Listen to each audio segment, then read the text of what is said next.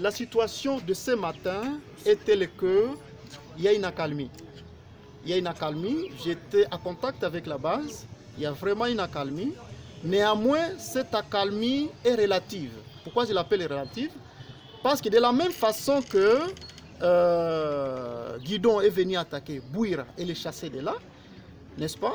On ne sait pas quand Bouira est parti, où il est parti, comment il va s'organiser pour revenir. Et donc, la situation sécuritaire est relative à Pinga pour le moment.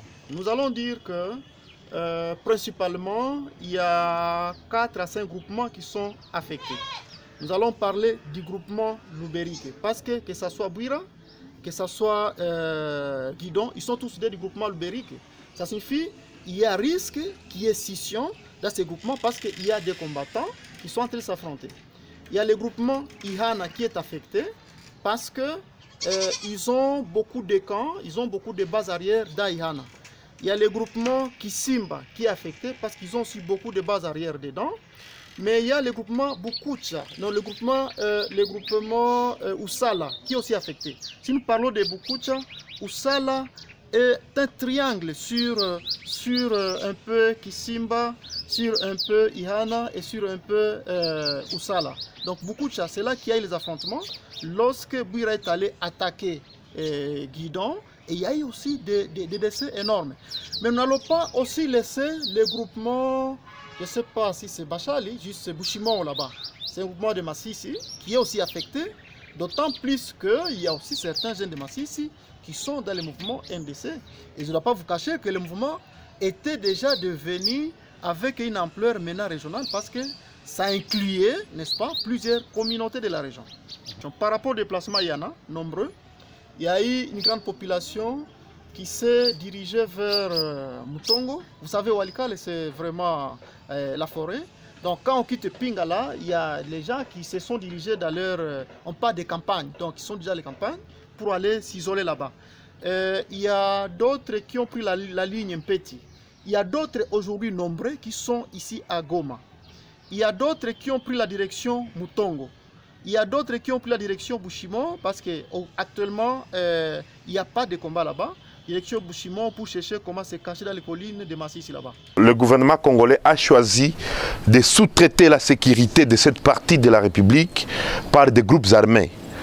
On a laissé à Guidon. Un moment, Guidon opère carrément avec le FARDC pour traquer le FDLR. Et d'autres endroits, il opère seul. Des fois, il cohabite dans cette cité, les Maï et l'armée. Ils se regardent. L'NDC rénové n'a aucune relation avec l'armée classique ou bien l'armée républicaine. Aucune relation. Les FARDC ne peuvent pas collaborer avec un rebelle parce que c'est une armée classique. Au propos des uniformes que nous habillons, et moi je m'étonne, je me pose d'ailleurs plusieurs questions. Parce que lorsque nous sommes dans des hostilités avec les FDLR, nous trouvons des armes lourdes, des munitions, des tenues congolaises, des boutines.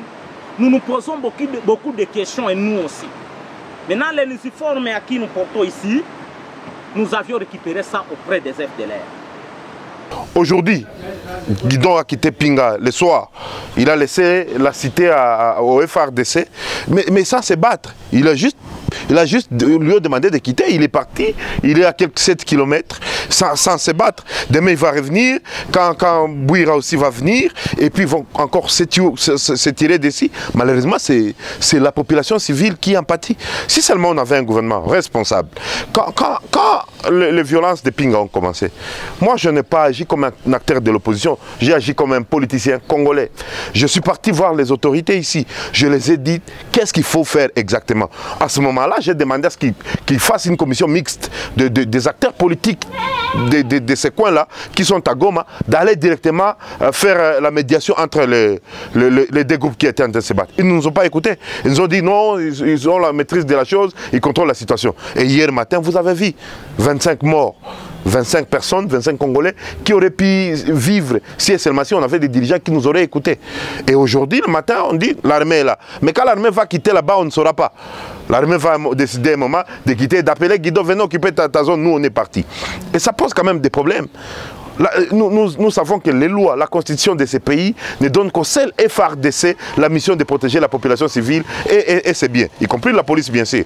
Mais aujourd'hui, quand l'armée, les pays, l'armée sous-traite la sécurité de la population, les conséquences sont celles que nous voyons à Pinga. Ils se battent parce qu'ils ont des intérêts à se préserver. C'est une grande mafia, les groupes armés ici, c'est de l'or, c'est des taxes qu'on fait payer à la population civile, c'est beaucoup d'opportunités d'affaires qu'ils ont. C'est pour ça qu'ils se battent. Ils ne se battent pas pour les intérêts des Congolais, non. Ils se battent pour leurs propres intérêts égoïstes. Et à tout moment, c'est le même discours. Ils sont prêts à se rendre, ils sont prêts à se rendre. Pourquoi ils ne se rendent pas? Parce qu'ils sont tout le temps avec cette armée-là. Nous sommes prêts d'emboîter nos pas vers l'appel du président de la République. Nous sommes prêts. À tout moment. S'ils devaient se rendre, ils doivent se rendre. C'est maintenant ils doivent se rendre. Et puis, ceux qui se rendent, à Mubambiro ici, quand vous voyez ceux qui se rendent, l'armée doit prendre conscience. Tous ces gens qui ont la volonté de quitter la brousse quand ils se rendent, vous devez vous occuper d'eux pour encourager d'autres qui sont dans la brousse de quitter les brousses. Mais quand vous abandonnez des gens ici, je vois des vidéos qui sont enregistrées où les seigneurs de guerre se plaignent des conditions dans lesquelles ils sont gardés ici. Et qu'ils trouvent tout d'abord une meilleure solution. D'autres fuient carrément et retournent dans la brousse. Je me demande, est-ce qu'il n'y a pas une politique dans ces pays pour pérenniser la guerre à l'est de la République? Nous avons fait une plateforme pour répondre à l'appel du chef de l'État. Parce que la mission du chef de l'État, c'est pacifier l'est de la RDC. Et nous aussi, nous sommes prêts à pacifier l'est de la RDC. Cause pour laquelle nous avons fait notre plateforme pour mieux répondre à l'appel du chef de l'État.